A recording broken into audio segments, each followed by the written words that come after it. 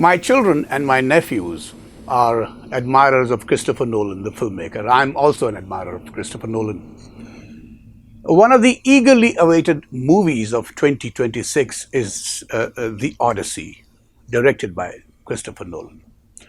The Odyssey, obviously, we all know about The Odyssey, based on Homer's epic. The other day, I was listening to Nolan's interview on Stephen Colbert's show, and he said the focus of the film is on the family aspect of the story, which really got me excited. Because usually when we talk about the Odyssey, we usually, think about the war, the Trojan War. And the story is set against the Trojan War. Now, if you are familiar with the story, Odysseus and in or Ulysses, he goes out to take part in the Trojan War and stays there for more than a decade.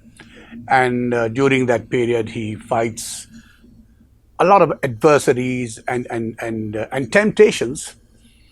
And in his absence, his wife Penelope becomes the symbol of loyalty and fidelity.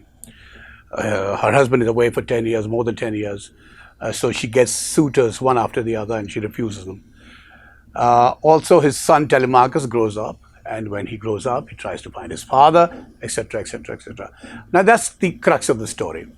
Now, I have a little problem with the cast, with the casting of the film. Anne Hathaway will essay the role of Penelope. I think she's a wonderful actress. She'll do a fine job. Tom Holland is Telemachus. I think he'll do well. Zendaya is playing Athena.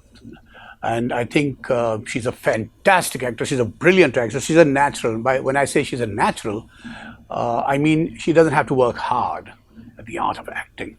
And she's a wonderful. I really like Zendaya. I think she is the best actress of her generation. But I have a slight problem with Matt Damon as Odysseus. Now, Matt Damon to me comes across as a nice prankster kind of a guy. I mean, you look at his body of work and you'll know what I'm saying. I don't see him as a warrior. I don't know why. And I hope that Nolan and Matt Damon prove me wrong. The film is going to be, I think it's going to be released in July this year. So let's see. I'm a little suspicious about that. I hope Matt Damon and Christopher Nolan prove me wrong. But let's see.